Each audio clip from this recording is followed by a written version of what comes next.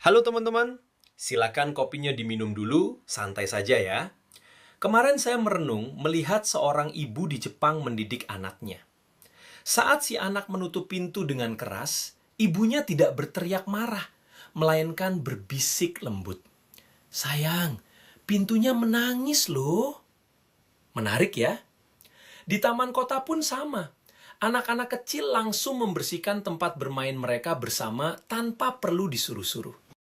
Momen kecil ini menunjukkan esensi ikuji.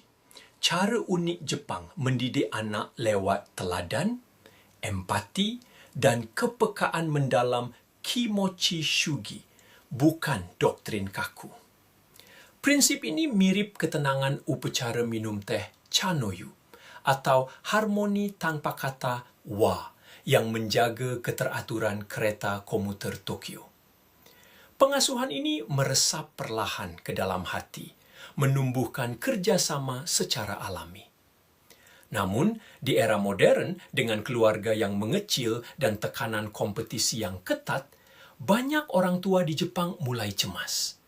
Apakah harmoni ini cukup membekali kekuatan batin anak? Refleksi ini mengajak kita memadukan kearifan budaya dengan nilai abadi hubungan manusia. Ibu-ibu di Jepang mendidik lewat tindakan, bukan ceramah. Sebuah gaya yang meresap ke bawah. Anak-anak menyerap nilai kehidupan hanya dengan melihat dan meniru keseharian orang tua. Kita bisa melihat ini pada maestro pengrajin kertas washi atau pesumo muda yang belajar bukan dari buku teks, melainkan dengan memperhatikan seniornya berlatih setiap hari. Pelajaran hidup paling mendalam memang lahir dari teladan tenang dan hubungan konsisten, bukan aturan kaku. Kehadiran lembut inilah yang membangun rasa aman dan karakter kuat. Coba ingat kembali, guru atau kakek nenek kita yang tindakan tenangnya mengajarkan lebih banyak hal daripada pidato manapun. Di kehidupan kita sekarang, di mana kita bisa menghadirkan dampak kecil namun konsisten seperti itu. Poin kedua adalah tentang kimochi shugi. Sebuah konsep di mana anak-anak diajar sejak dini untuk menyadari bagaimana setiap tindakan mereka memengaruhi orang lain. Bahkan memengaruhi benda mati. Seperti contoh pintunya menangis tadi. Pendekatan ini berhasil menumbuhkan empati yang luar biasa dan menjaga harmoni dalam kelompok. Budaya ini terlihat sangat jelas dalam pelayanan omotenashi yang terkenal hangat, atau bagaimana masyarakat dengan sukarela membersihkan sampah setelah festival selesai karena mereka sangat menghormati ruang publik yang digunakan bersama. Pertumbuhan hidup yang sejati baru terjadi waktu kita mulai belajar untuk melihat keluar dari diri sendiri. Kita diajak mempertimbangkan hati dari situasi dan perasaan orang-orang di sekitar kita. Di tengah dunia modern yang penuh notifikasi gawai dan tenggat waktu yang padat, bayangkan betapa indahnya kalau kita mau berhenti sejenak untuk merasakan apa yang orang lain rasakan. Langkah kecil itu pasti akan mengubah cara kita mengambil keputusan dan memperlakukan sesama. Selanjutnya, pengasuhan model Jepang sangat menekankan pentingnya internalisasi nilai kerjasama dan sopan santun.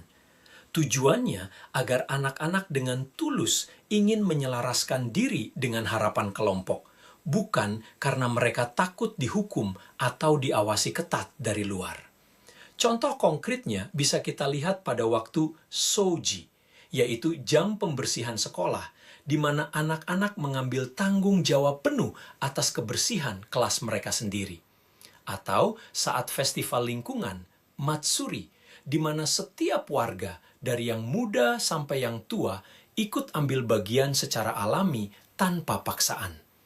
Ketika identitas seseorang sudah berakar kuat pada kontribusi positif dan harmoni, maka disiplin tidak lagi terasa menakutkan, melainkan menjadi bentuk rasa memiliki yang indah. Kita bisa melihat buktinya dari ketangguhan luar biasa masyarakat Jepang saat membangun kembali komunitas mereka setelah bencana besar seperti tsunami tahun 2011 lalu. Identitas bersama yang kuat itulah yang memunculkan kepedulian dan ketahanan yang luar biasa di antara mereka. Tentu saja, setiap metode punya tantangannya sendiri. Kekuatan utama Ikuji adalah menghasilkan pribadi yang kooperatif, penuh perhatian, dan sangat menghargai keselarasan. Namun di sisi lain, pendekatan ini kadang membuat seseorang kesulitan menyatakan pendapat pribadi atau mengambil tanggung jawab personal di tengah zaman yang dinamis.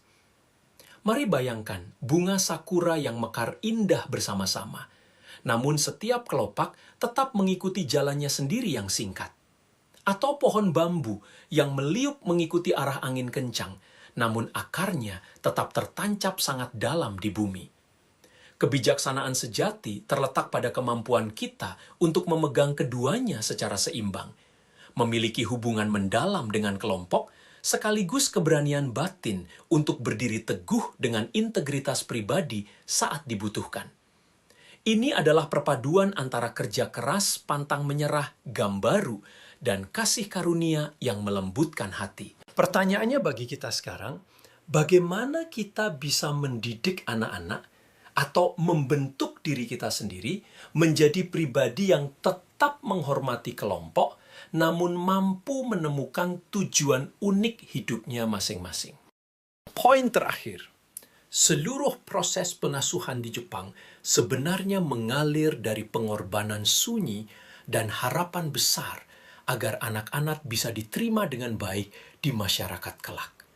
Bahkan di tengah rasa cemas orang tua, Ikuji Fuan. Kita bisa melihat bukti cinta ini dari kotak bekal bento yang dihias sangat indah setiap pagi, atau kegigihan luar biasa orang tua bekerja keras demi mendukung impian anak-anak mereka di bimbingan belajar Juku. Pada akhirnya, bentuk pengasuhan terbaik di budaya manapun pasti lahir dari kasih dan harapan akan sesuatu yang lebih besar dari sekedar kenyamanan sesaat. Namun, bagaimana jika semua pengorbanan itu sebenarnya sedang mengarahkan kita pada sebuah sumber penerimaan tanpa syarat yang jauh lebih dalam? Di tengah realitas masyarakat Jepang saat ini yang menua dengan jumlah anak yang makin sedikit, keinginan mencurahkan kasih sayang secara bermakna kepada generasi penerus menjadi sebuah kerinduan universal bagi kita semua. Sebagai penutup obrolan kita hari ini, saya ingin mengajak teman-teman sekalian untuk mencoba satu praktik kecil meresap ke bawah minggu ini. Mungkin sesederhana menunjukkan kesabaran langsung lewat tindakan kita saat menghadapi masalah, alih-alih hanya mengkhotbahkannya kepada orang lain. Atau coba mulailah dengan menyadari dan memedulikan perasaan satu orang saja di tengah padatnya stasiun kereta atau tempat kerja kita. Budaya Ikuji di Jepang telah menunjukkan dengan sangat indah betapa besarnya kekuatan dari bimbingan yang lembut, empati yang tulus, dan identitas yang dirawat bersama. Nilai-nilai luhur ini sebenarnya menggemakkan sebuah kebenaran yang sangat mendalam. Bahwa kita semua diciptakan untuk saling terhubung, memiliki tujuan hidup, dan menjalani hari-hari yang bisa menjadi berkat sunyi bagi orang-orang di sekitar kita. Di tengah beratnya tekanan modernitas, selalu ada harapan, sebuah kehadiran yang tenang dan teguh, yang mengundang kita untuk bertumbuh dan hidup dengan harmoni, sekaligus dengan seluruh hati kita. Jadi, langkah kecil apa yang akan kita ambil hari ini untuk memulai kehidupan yang seperti itu? Menyadari keterbatasan diri di tengah tuntutan dunia yang begitu besar, seringkali membuat kita lelah berjuang sendirian. Budaya yang indah mengajarkan kita cara menyelaraskan hidup dengan sesama. Namun jiwa kita tetap membutuhkan sauh yang kokoh untuk bersandar saat badai batin datang. Jika Anda merindukan sebuah kehadiran yang tidak pernah berubah, yang menerima Anda apa adanya, melampaui segala ekspektasi kelompok atau standar dunia, ketahuilah bahwa ada pribadi yang selalu menanti untuk berjalan bersama Anda. Dia bukan sekedar konsep, melainkan sumber kasih sejati yang rindu memulihkan hati Anda dari dalam. Mari kita ambil satu momen hening, membuka hati, dan berkata dengan jujur kepadanya, Tuhan, jika Engkau nyata, tunjukkanlah dirimu. Teman-teman, tahu tidak? Beberapa orang sering menggambarkan momen menemukan Tuhan itu rasanya seperti kita akhirnya bertemu dengan seorang sahabat yang sangat bijak dan penuh kasih. Yang selama ini sebenarnya kita rindukan tanpa kita sadari. Sosok yang mau berjalan bersama kita melewati hal-hal yang sangat biasa setiap hari.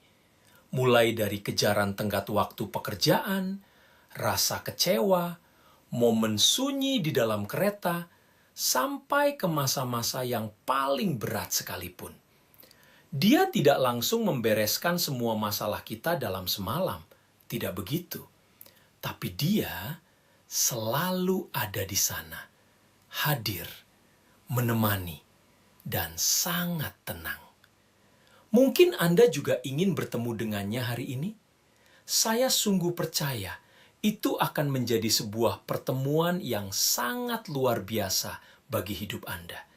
Dan kalau Anda merasa siap saat ini, meski baru sedikit saja, Anda tidak harus melangkah sendirian.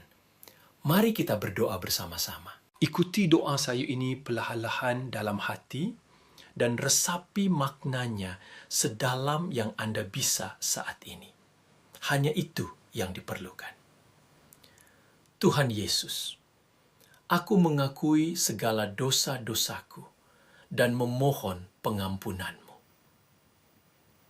Aku mau berbalik dari jalan-jalanku yang salah dan mengundang-Mu untuk masuk ke dalam hati dan hidupku. Aku mau percaya dan mengikut-Mu sebagai Tuhan dan Juru Selamat pribadiku. Tolong bantu aku ya Tuhan, agar aku bisa memahami kasih dan anugerah-Mu yang begitu besar. Aku sangat membutuhkan bimbingan-Mu untuk benar-benar mengubah hatiku dan memperbarui cara berpikirku.